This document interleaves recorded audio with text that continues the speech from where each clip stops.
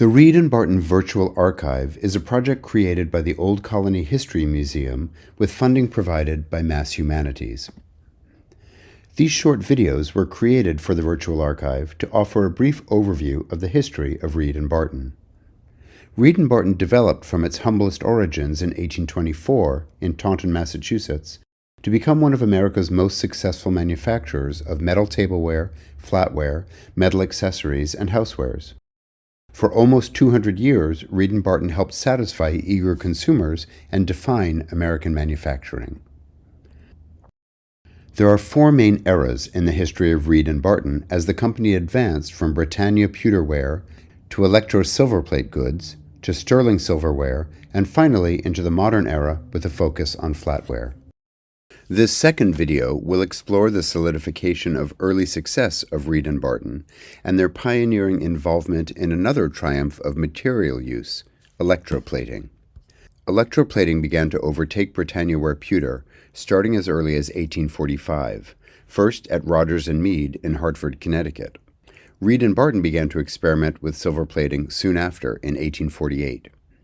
And by 1850, Reed and Barton was the largest firm in the industry with over 110 employees and $30,000 in capital, while most Britannia firms had around 14 employees and under $7,000 in capital.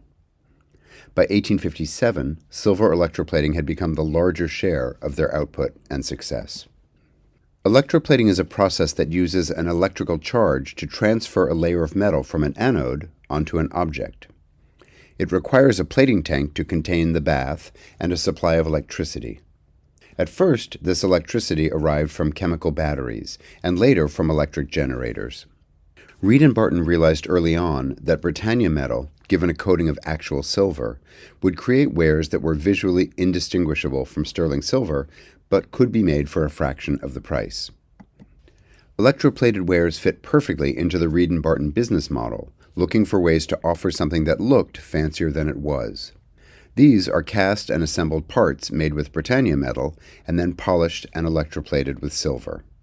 Plated Britannia ware needed extensive surface preparation before plating. This included cleaning and burnishing with agate tools. The work was all done by hand, and account books indicate that women, paid the same rate as their male co-workers, did most of this cleaning and burnishing, as well as the majority of hand engraving and polishing.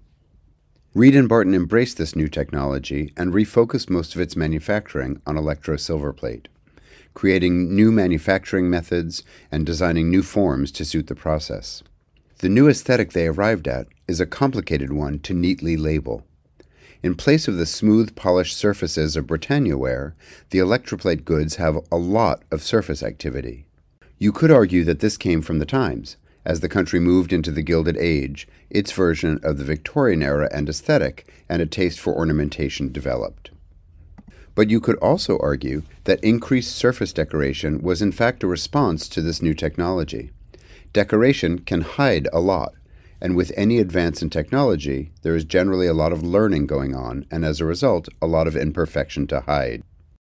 All of the engraving, by hand and powered by machine, and all of the added cast elements created more surfaces to show off the silver plating and create visual complexity that conveniently was also perceived as added value.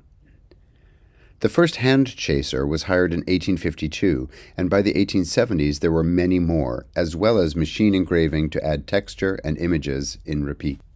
Because decoration was applied to basic forms, or attached to augment them, it became increasingly easy to offer seemingly endless variations on basic forms.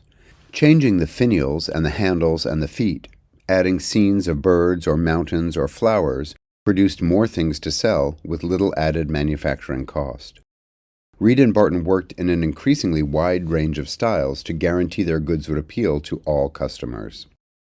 Because of the success of the electroplated wares, by 1857, Reed and Barton was doing $150,000 in annual sales, which would be around $5 million today. By 1864, the company was selling over $340,000 a year, which would be almost $7 million today. Reed and Barton started experimenting with nickel silver imported from Germany as early as 1838, making caster frames and oil lamps. This metal offered a perfect advance for electroplating, Nickel silver is an alloy of nickel, copper, and zinc, and it is harder than pewter and Britannia.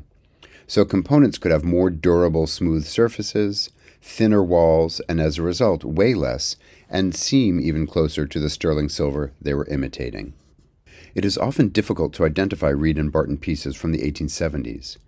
In addition to selling their own output, they also provided blanks, which were called raw pieces, to other firms, including Roger Brothers, Meriden Britannia Company, Lucius Hart in New York, J. O. Mead in Philadelphia. These firms then added their own decorations to the pieces before silver plating them.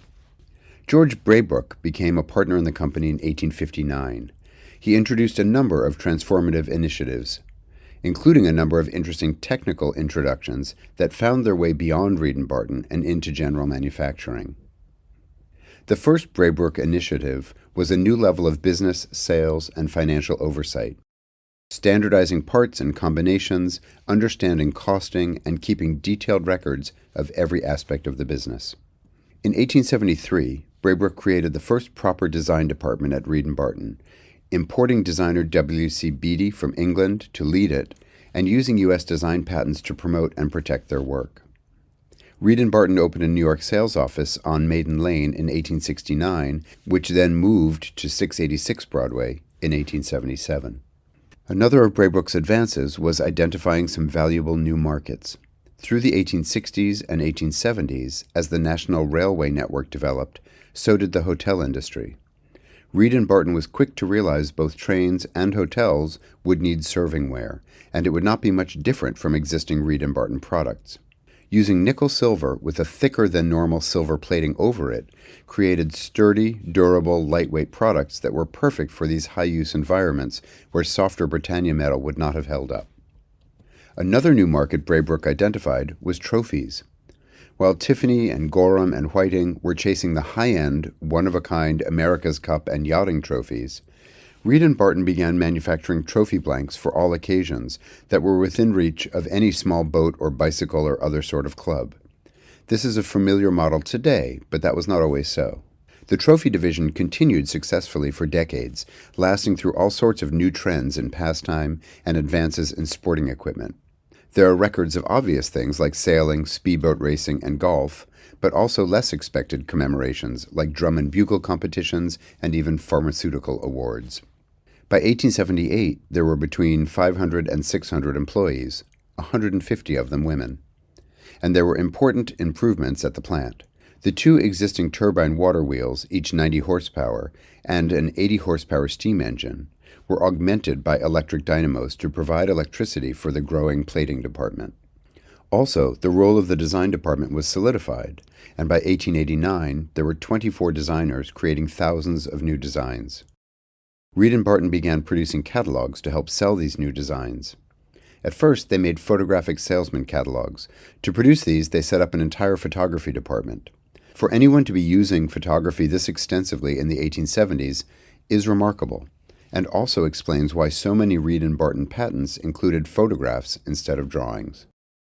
Reed and Barton began advertising nationally and moved the New York offices to the more fashionable 37 Union Square in 1885, with Tiffany's new flagship store right across the square.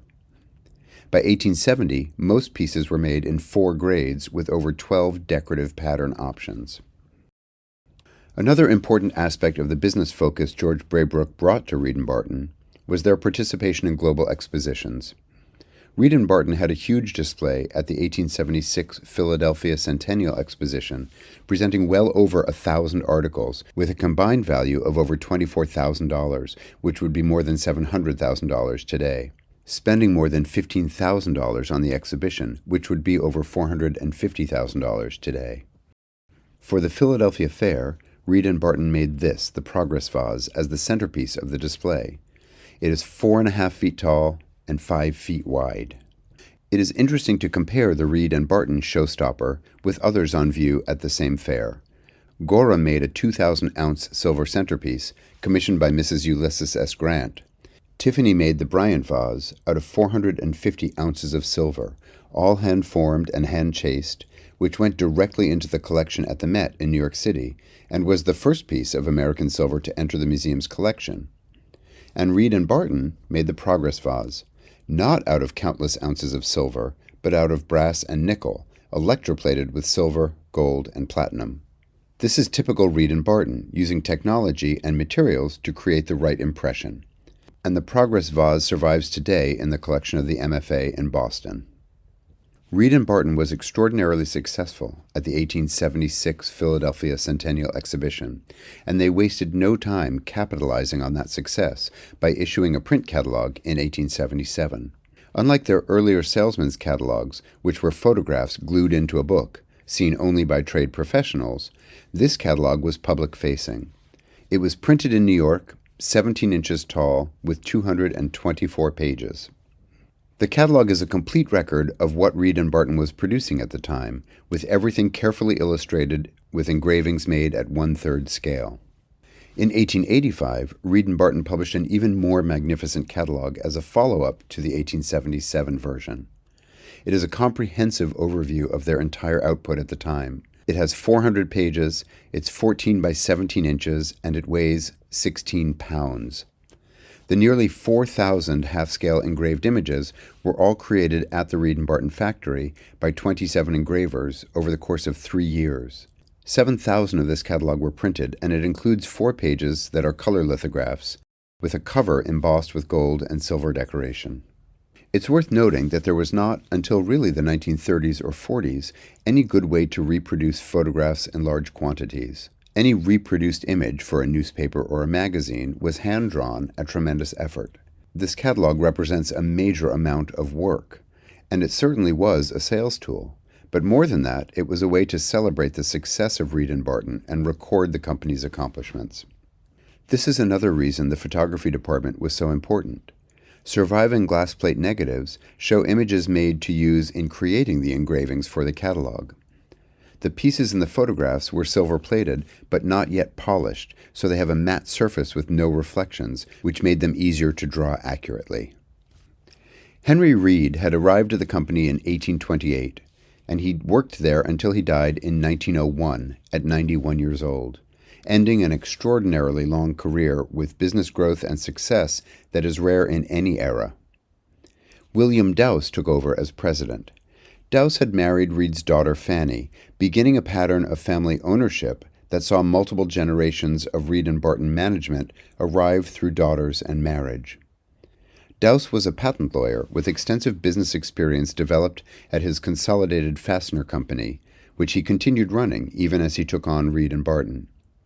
Dowse prepared Reed and Barton for growth and continued success into the new 20th century.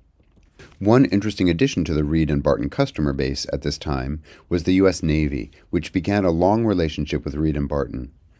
All of the flat and hollowware used on ships from around 1900 through the end of World War II was produced by Reed and Barton. This was a natural extension of their successful hotel line. It may seem odd to us to think of the Navy as a huge consumer of silver-plated tableware, but there were fewer options then. Ceramic tableware on ships would not be durable, and there wasn't plastic tableware until the latter half of World War II.